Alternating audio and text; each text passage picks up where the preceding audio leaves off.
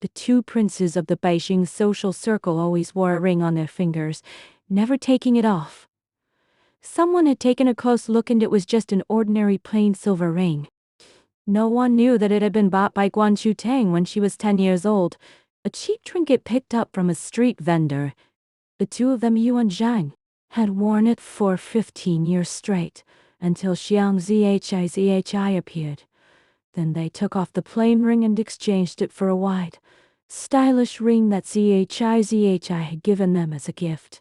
At that moment, Zhang Qiao decided to put an end to this complicated love quadrangle once and for all. She agreed to her family's arrangement to take a break and headed off to a secluded retreat.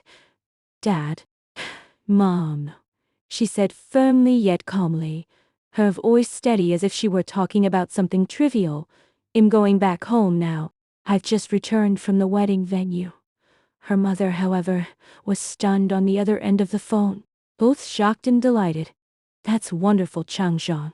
All the preparations here are already complete. We're just waiting for your nod. When are you coming back? You should probably get in touch with the matchmaker soon. I can even forward his WeChat ID to you. How does that sound? Mei Chusha replied calmly, no need. Let's set the wedding date for a week from now. It'll be here well before the wedding day. As soon as she finished speaking, the door to the bedroom suddenly swung open. Hearing the noise, Guan Tang instinctively turned around, and there stood Zhao Zhi, smiling as she walked in, holding a cat. With her big, watery eyes blinking rapidly, she playfully asked Miss May, "Are you heading to the wedding ceremony? Are you really going?" "Oh," Changwang casually hung up the phone, his tone icy cold. "Get out. I'm done dealing with this." Hearing this, Zhao Zhi, his face paled, and tears welled up in her eyes. "Miss, I'm sorry. I didn't realize you're allergic to cat hair. I'm so sorry. Please add me on WeChat." Guan Tang remained completely unmoved, just watching her with a calm gaze. "Are you done? If you're finished, you can leave." As she spoke, she was about to close the door. "Miss Guan, it's my fault for letting you in. I'm so sorry. Please stop making me leave suddenly." Zhao Zhi dropped to her knees, her movements trembling with fear, as if she were about to do something drastic. Just then, Fu Jingsheng and Yan Ting, she happened to pass by and saw exactly the scene. Both men's expressions instantly changed. They hurried over to shield her behind them, anxiously watching Zhao Zhi, his face. It seemed as though they'd been caught red-handed. Instead of being the ones who scared her, it was actually them who startled her by rushing over. Zhao Zhi, I ended up getting a bit shaken. Fu Jingsheng stared at her, his usually aloof demeanor melting into tender concern. His normally indifferent nature now seemed to crumble completely as he gently coaxed her. "Changzhang, what's gotten into you again? This is Beijing, not your own home. You've always been a bit hot-tempered, but now you've really gone too far." He reached out and ran his fingers through Zhao Zi's hair, his voice softening. "Sister Juju, you've been so kind to Zhi. From now on, you'll be watching over her. I won't let anyone hurt her again." After saying this, Fu Jingsheng grabbed Zhao Zhi his hand and led her away. Bohan stepped in, taking hold of her other hand. "Come on. Let's go. It'll take you to the hospital for a shot." Zhao Zhi burst into laughter through her ears. "A little medicine will do, right? Why bother going to the hospital for a shot?" Bohan insisted. "Better safe than sorry." "Don't worry, I'll go with you." Zhao Zhi thanked him warmly, then turned to Fu Jingsheng, her face full of embarrassment as she tried to persuade him. "Please, don't fight with Miss. I'm just a nanny. Miss isn't worth it for me." Seeing Zhao Zhi his distress, Fu Jingsheng couldn't help but laugh. "I was fighting with her at all. It's actually her who's been treating you badly. That's what I call seeing injustice and stepping in to protect the innocent, helping those in need without taking sides." right? As he watched their quarrel, FUL figures disappear down the hallway, Huan Chu Tang stood on the balcony, feeling as if she had just woken up from a vivid dream. Before Zhizhi arrived, Mei Chuchu and you hadn't been this close. She suffered from rheumatoid arthritis, and whenever it rained, her joints would swell up so badly she couldn't move. So when she was 10, she moved with her grandfather from the humid Jiangnan region to the dry climate of Beijing. It was around this time that Guan Chutang first met Fu Jingsheng and Yan Tingxi, who lived next door to her grandfather's house. The three of them had been childhood friends, attending school together and growing up side by side. In elementary school, they started playing a game called Nu Deng Wu Niang Gang, where no boy could come within a foot of them. In middle school, AD became fiercely protective of her, forbidding any boys from even approaching her. Later, one became a renowned surgeon, the other a nationally famous pop star. Despite their busy schedules, they still kept in touch with Mei Chuchu, often dropping by her home whenever they had free time. Even after Guan Chutang finished high school and her family sent her abroad to study, they followed her without hesitation. They always say, "Wherever you go, we'll go too." And it was precisely because of them that, after Guan Chutang went abroad, she delayed returning to Jiangnan for so long. But ever since Zhizhi showed up, everything had changed. Zhizhi was Mei Chuchu's nanny, and in recent years, her grandfather's health had deteriorated. He no longer lived at home much, spending most of his time in a nursing home. Mei Chuchu, deeply concerned about her grandfather's well-being, had sent all the caregivers, including the nanny who'd been looking after him, to the nursing home, and then hired a new domestic helper through a professional agency, a housekeeper for life, one who's been with the family since birth. When Fu Hansheng found out, he said that a family member from his hospital could easily take on the role. To Chul Yang, she had always imagined a plump, middle-aged Dantai, never expecting that the new housekeeper would be a tiny young woman, smaller than a palm. As soon as Xiao Dolang stepped in, she started complaining about how poor they were, and precisely because of that, Chu Tang had no choice but to reluctantly agree. Later, Piaoshu also met Zhi, a girl whose loyalty and sincerity won him over completely. From the moment Zhi began speaking, even his usual stern demeanor seemed to soften a bit, and when she smiled, he practically transformed into a different person altogether. Fu Hansheng suffered from various ailments, and no matter how much anyone tried to persuade him, he wouldn't listen. Yet, Zhi, I had this special way of taming him. She managed to get him to commit to just one thing at a time, nothing more, nothing less. After meeting the relayers, Zhi,Hed already experienced several such moments. The first ring shed ever given him was like a precious gem, something they'd treasured for 15 whole years. But then, after Zhi appeared, he took off the simple ring and replaced it with a tin-can ring shed given them. Their fondness for Chu Tang seemed almost like an obsession. Luckily, during their university days, when the brothers were debating who among them should choose her eyes, which had once shone like stars, drooped slightly, as if covered by a layer of dust. She opened her phone and set an alarm on the calendar for her ma. Her heart felt calm and peaceful. John Chu Chang lowered her head and murmured softly, "Let's just put an end to this farce once and for all. Since you've already decided to leave, let's swap roles here. First, have Chu Tang call everyone to the small office.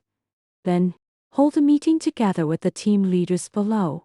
By the time she came out again, looking at the transfer application in her hand, the entire company exploded in confusion.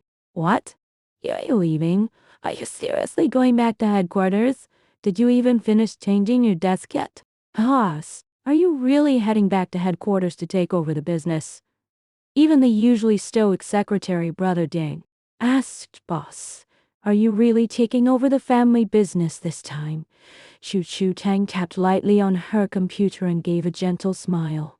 "Yeah, and by the way, you'll get married too." The secretary nodded solemnly. saying a few words of encouragement. By the time she finished up her work, everyone else had already left. As the lights began to come on, she felt a surge of joy and turned on her laptop. Then, as his message popped up. Zhang Chuchang frowned slightly. Why haven't you gone home yet? No sooner had she sent that message than ASHI replied again group chat. Don't tell anyone. I've already sent my resignation. Today is my birthday, and both Sai Shinji Liu and Zhao Chang gave me gifts. I'm so touched.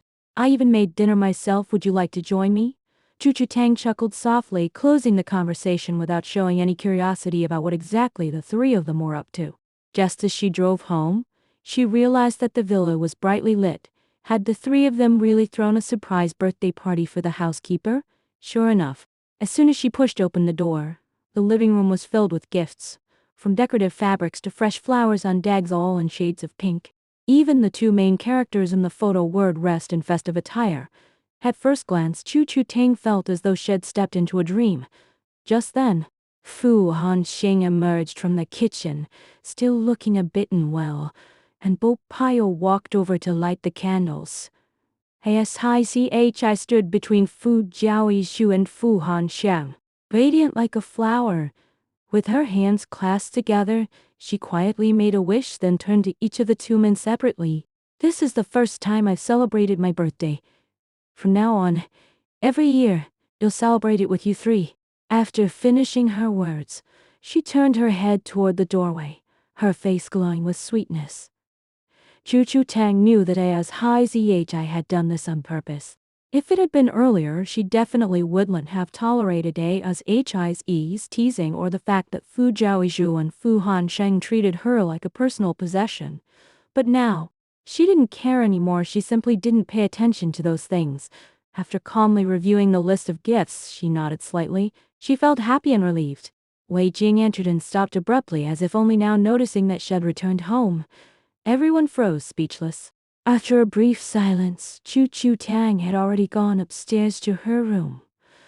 She had seen everything that had happened, and now she was fully aware of it. From now on, she and the Fu family would just be neighbors. A few days later, Chu Tang began preparing the table. She ran to the storage room and sorted through all the gifts the Fu brothers had sent her. They'd known each other for over 10 years, and every holiday they'd given her countless presents. Chu Tang carefully packed each item away, treating them like treasures. But today, none of them seemed to matter anymore. She called the courier, and the neatly packed boxes were sent off to remote mountain villages, where they'd be used as gifts for the children there.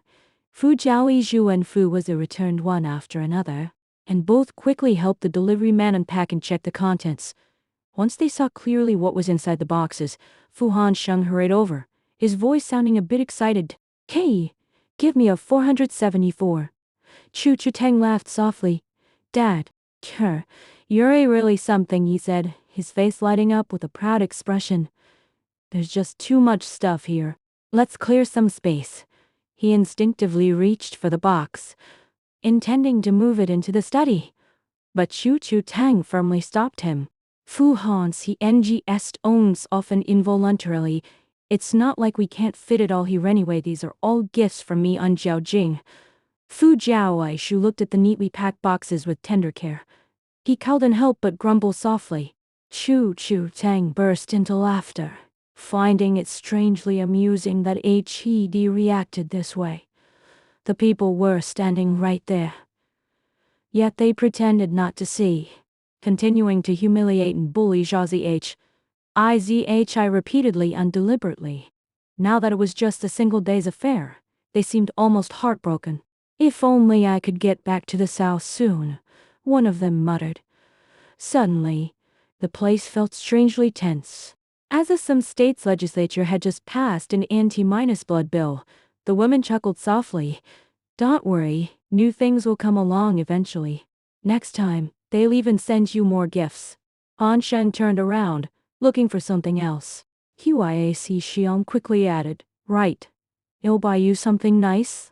Shihi's. Hearing Fu Jing's remark, Shu Chu laughed again, clearly relieved, as the two headed toward the living room. They noticed that half of the paintings on the wall were gone. Hadn't they been there just this morning? Did we hang them somewhere else? Bo Cheng asked, puzzled, without even turning his head. I'm sure I left them somewhere else. Fu Jingsu glanced around the room. The house feels so empty now. Where are all the things? When Xiang asked, his voice tinged with suspicion. Both of them felt uneasy today, and either knew exactly why.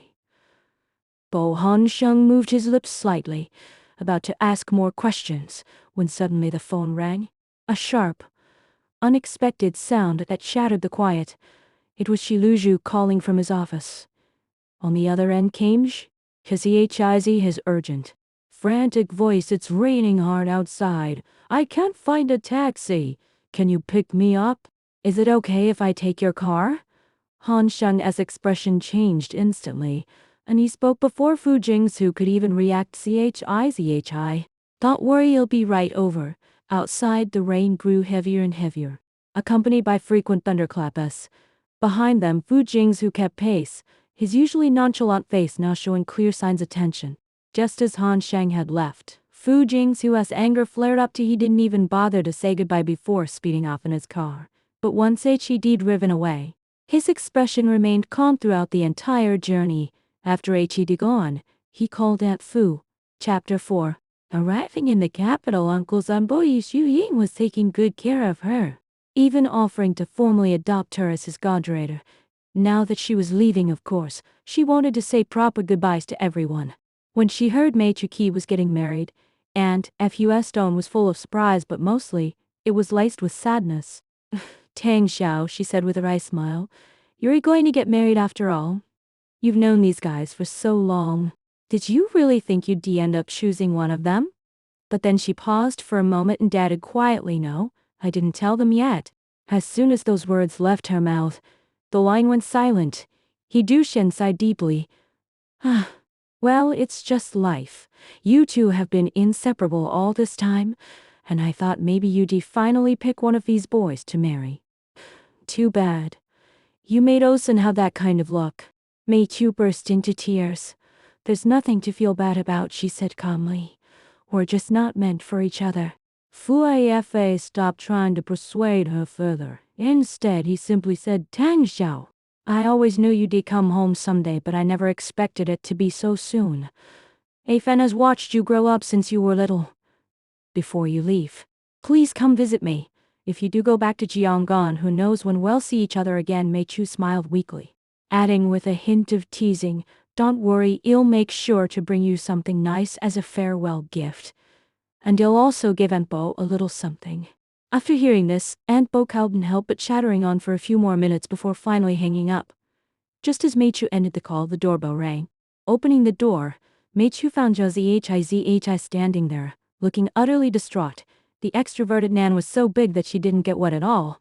Seeing Guan Chu Tang bite her lip unhappily after a cough, Chuoyan Kes voice trembled as she said, Miss, have you changed the door password yet? Did I do something wrong? I can change it, Sister Zhang's in. Zhang Chu frowned slightly and forced a smile that didn't reach her eyes. You haven't done anything wrong. It's just that I no longer need a nanny. Starting today, you don't have to come anymore. After finishing her words, she handed this month's salary to Zha Tuzihai. As soon as Zha Tuzihai heard that Mei Chu Tang was quitting, Wu Shiji looked utterly devastated, her face filled with an expression of being deeply hurt and betrayed. Miss Mei, how could you suddenly change your mind like this? My mom is still in the hospital. If I lose my job, she won't be able to survive. Mei Chu Tang remained completely unmoved. Zha Tuzia's face was blank, and tears began streaming down her cheeks without warning. Just then, Zhu He and Fu Hansheng pulled up in their car and saw the scene. Before they even got out of the car, Zhu He rushed over and quickly checked Zha Tuzia's body for any injuries. Zhi, you two stay right here by Zha Tuzihai, he said, his expression full of concern and tenderness as he carefully wiped away the tears from the corners of her eyes. But suddenly, Zha Tuzihai collapsed onto the ground, sobbing uncontrollably and pleading with Zhang's in Miss Zhang. Please don't fire me. Please. Fu Hansheng immediately pulled her up, holding her tightly as she cried. Her eyes swollen and puffy, looking utterly heartbroken. Don't ask me to leave. Leaky she lowered her head, tears welling up in her eyes before she could even speak. Seeing Mei Chu Tang's tearful sobs, Fu Hanxian's face darkened, and he snapped angrily. Jiang Chu Zhang, Jizi, his mother, is still in the hospital, relying on this job to earn money and support the family. She's already so helpless. Why would you still want to fire her? Don't you have any compassion at all? Hearing Fu Hanxian's words, Jiang Chu Zhang almost burst into laughter. She's pitiful. You're the ones who should feel sorry for her, not me. What kind of nonsense is this? Forcing someone onto me like this? And let me repeat, I don't need a nanny anymore. I'm firing her outright. Jiang Chu Zhang was so furious that her whole body was shaking. She pointed at Jia Yuzihai, her voice icy cold, nearly freezing into ice. I pay you to work, not to flirt or fall in love with you. Tell me, do you think I'd let you off easily? After listening to her, Fu Hanxian's face turned as dark as night. You've really pushed me too far. She is working so hard. Yet you're jealous of me and Xiao Jing, so you've deliberately spread rumors about us just out of spite. Jiang Chu Tang, you're becoming more and more unrecognizable. With that, Fu Hansheng didn't even glance at Jiang Chu Tang before grabbing Yi Shiji by the arm and turning around to leave. Chu Tang, he said coldly, tossing out a single sentence without bothering to see how Jiang Chu Tang reacted. He hurried after Yun, holding an umbrella over Shi. Watching their backs disappear into the rain, Jiang Chu Tang couldn't help but feel a growing sense of unease. How did you become like this? Fu Jingsu asked in a cold tone, then abruptly left without giving Jiang Chu Tang a chance to respond. A moment later, Jiang Chu Tang realized that she had been feeling increasingly irrational lately, and now she understood why. Her heart ached unbearably, and suddenly, a chill seemed to seep into her face. Only then did she notice that her body was already soaked through by the torrential rain outside. Yet none of them had even noticed. Jiang Chu Tang closed the door behind her, wiping off the rainwater from her clothes, and felt her heart gradually grow colder. That evening, Jiang Chu Tang received a message from the Zhang family. Her mother had sent her the latest high-end wedding dress design, asking her to pick one. After carefully examining it, Jiang Chu Tang finally called her mother. As soon as she heard her mother mention the wedding preparations, Jiang Chu Tang's eyes filled with tears. Though she didn't say a word, she just lowered her head and mumbled, Mom, I'm almost done titting up here. How's your side going with the wedding preparations? At that moment, Fu Jingsheng walked in through the door. Hearing Jiang Chu Tang's last few words, both men blurted out simultaneously, Wedding? What wedding? Jiang Chu Tang quietly explained a bit more before hanging up the phone. She stared blankly at the two men standing before her. Their gazes shifted nervously as if they were caught off guard. 5 days from now, Fu Jingsheng said, I'm heading back to Jiangdan for the ceremony. What do you guys want to come along? Now that Fu Jingsu and Fu Hansheng were acting increasingly distant toward her, once she returned to Jiangdan, they wouldn't see each other again. In fact, they wouldn't even be considered friends anymore, so there was no point in keeping them around. Hearing this, Fu Jingsheng and Fu Hansheng exchanged a glance, both instinctively feeling a bit strange. Without thinking much further, they casually replied, No, go ahead by yourself, we'll stay here. Then, seemingly still upset about her firing Zhao Shishiji earlier that day, Fu Hansheng gave her a cold, dismissive look. Fu Jingsheng also frowned deeply and said, Today, Shishi cried so much her eyes are swollen. You'd better take back what you said about firing her, or else my brother and I won't forgive you. With that, he turned and left. Suddenly, Jiang Chu Tang let out a bitter laugh, a small, bitter chuckle that echoed in the room. The next day, Jiang Chu Tang slept until she woke up naturally. When she opened the door, she found a cat in the living room, running around wildly. As soon as the bedroom door opened, two cats slipped in unnoticed. Zhang Chutang's face turned deathly pale, and she felt dizzy and lightheaded. She was allergic to cat hair. She started coughing violently, her breathing became labored and difficult, and her vision went black. Unable to hold herself up any longer, she collapsed onto the floor. But then, she realized her blood pressure had dropped, and her heart rate was skyrocketing. Relying on sheer willpower, Zhang Chutang struggled to get to the balcony, pushing open the sliding glass door with all her strength. The cats, chasing each other playfully, saw the balcony window wide open and rushed out one after another. Cat hairs flew everywhere, filling the air with fluff. Fu Jingsheng and Fu Hansheng watched from the balcony as the cats streamed out in groups of 5 or 6. Seeing the curious cats exploring the small garden, no one noticed Zhang Chutang's distress.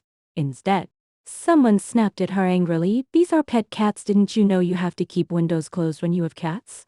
Zhang Chutang ignored them, trying desperately to hold her breath and calm down, barely able to focus on their words.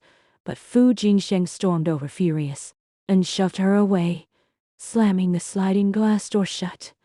Then he immediately ran into the small garden to grab a handful of cat food. And her knees hit the edge of the wall, causing sharp pain that seared up her calves and legs. She knew she couldn't stand up anymore. She reached for the prednisone and epinephrine she had brought along, quickly administering the medication to herself while opening the other window. Once she had taken the medicine and calmed down a bit, Zhang Chutang finally felt slightly relieved, just as she took a deep breath. Fu Jingsheng calmly walked over to the window and closed it. Meanwhile, Fu Hansheng was still busy catching the cats in the garden. Zhang Chutang quickly hid behind the sofa. But before she could even leave, Fu Jingsheng grabbed her by the shoulder, his voice full of anger. "So, this is how you treat Ji? You fired her, and now she has nowhere to go, can't afford to keep so many cats, she's only staying with you temporarily. And you're throwing her out anyway." Fu Jingsheng's voice was thick with resentment. "Huang Chuji, what exactly did Ji and the cats do to offend you? Oh, you're taking this way too far." Hearing this, Zhang Chutang felt utterly empty and light-headed. Her whole body shook with rage and fury, and she felt an overwhelming urge to lash out. But in the end, all she could manage was a half-hearted question. "Am I the one being unreasonable?" "Are you? I'm allergic to cat hair, did you forget that?" Zhang Chutang's voice was barely audible. Every word seemed like thunder, resounding loudly as Fu Jingsu and Fu Jinyan rushed into the sea to protect her. In the past, they'd been the most anxious and attentive, and whenever Mei Chutang was in trouble, these two were always the first to spring into action. Every time, they did keep a close watch by her side, making tea and tending to her needs. No one could ever persuade them to leave, but now, even this crucial task had slipped their minds. So, after more than a decade of growing up together, what exactly do you still remember? Sixth Jing wasn't sure if HED realized his own mistake. Fu Han's He-NG's expression turned slightly flushed, and after a moment, a hint of genuine apology appeared on his usually cold face. The tension in Fu Jingsu's eyes began to ease, remembering how Zhang Chutang used to react whenever she had an allergic episode. He couldn't help but take a step forward. "Sister Zhang Tang, are you really okay? These summer herbs aren't doing well at all, so I promised to take care of them for a few days. I got a bit flustered just now, so I'm really sorry." Zhang Chutang remained silent, not responding. Seeing that she had taken her medicine and her complexion was gradually returning to normal, Fu Jingsu and Fu Hansheng quickly called someone to move her belongings to another house. For the next few days, neither Fu Jingsu nor Fu Hansheng came looking for her again, and she didn't care about them either. She was busy handling all sorts of social obligations in the capital. Only after finishing everything did she finally start thinking about this house. This villa had been a gift from her grandfather's cherished inheritance. After returning home, she had come here many times, It was precisely because Fu Jinghu and Fu Hansheng had pursued her so persistently that they managed to secure 2 rooms here, so they could visit any time. Now that they no longer needed to look after her, there were still some of their things left in the room. She hesitated to sell it without letting them know, feeling somewhat conflicted. On the third minus last day, Fu Jinghu and Fu Hansheng finally came to see her, but they happened to run into Zhang Chutang just as she was seeing off the realtor. Fu Jinghu and Fu Hansheng exchanged glances, both reading clear relief in each other's eyes. They both suddenly grew cold, and Zhang Chutang looked at them with a faint smile. You've only stayed here for 3 days. I think you'll be selling this villa. You might want to pack up your stuff sometime soon. Hearing this, Fu Jinghu and Fu Hansheng felt a sudden pang in their hearts and said in unison, "Why would we sell it? We're living just fine here." As soon as he mentioned the incident with Zhang Chutang's allergy that day, it seemed to dawn on him why they'd been acting this way. He immediately pressed her directly. "Chutang, are you still upset about what happened a few days ago?" Fu Hansheng clearly panicked and, unusually, tried to explain himself earnestly. "We didn't mean to forget about your cat hair allergy. Can you forgive us?" Zhang Chutang quietly shook her head.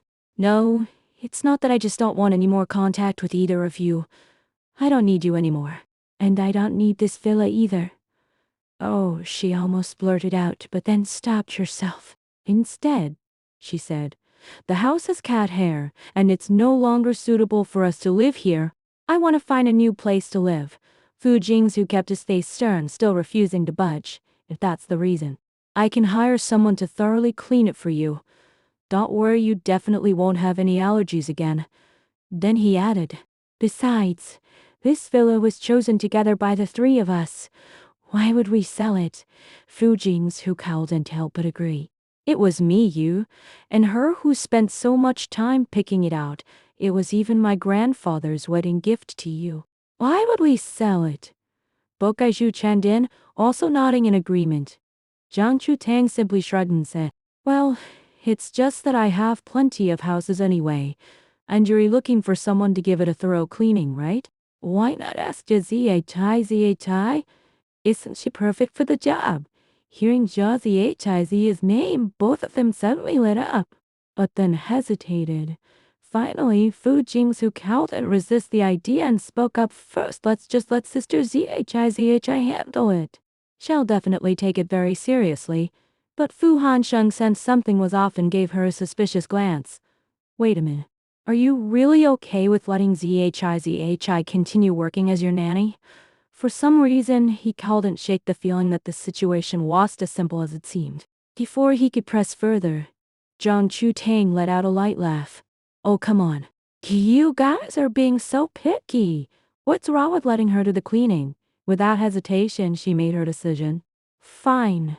You guys can just let Zhi come and clean it up." As soon as she said this, Fu Jinghu and Fu Hansheng both sighed in relief and stopped objecting. With the villa issue settled, Zhang Chutang felt a deep sense of liberation. That afternoon, when the realtor came over to finalize the paperwork, Mei Chula-en noticed that the day she signed the documents was the same day her grandfather had passed away. It felt strangely fitting she had finally found peace and closure with Fu Jinghu and Fu Hansheng the moment she signed her name. She stood alone in the small garden for a long time. The flowers they planted together were still blooming beautifully, yet the person who planted them was gone. Mei Chula-en knew in that instant that all the lingering attachments and emotional ties she had held onto were finally dissolving. Everything here was coming to an end. Now all that remained was the final step. She visited her grandfather at the nursing home. "We've grown up, haven't we? Let's go back home and get married." Her grandfather laughed happily, teasing her. Zhang Chutang couldn't help but smile too, her face filled with warmth. "Grandpa, once the wedding is over, I'll bring him to see you." Grandpa replied, all right then, I'll make sure to give you a proper wedding celebration." Listening to her grandfather's playful banter, Zhang Chutang couldn't help but feel her lips curl into a smile. The 2 of them sat sipping tea and chatting casually.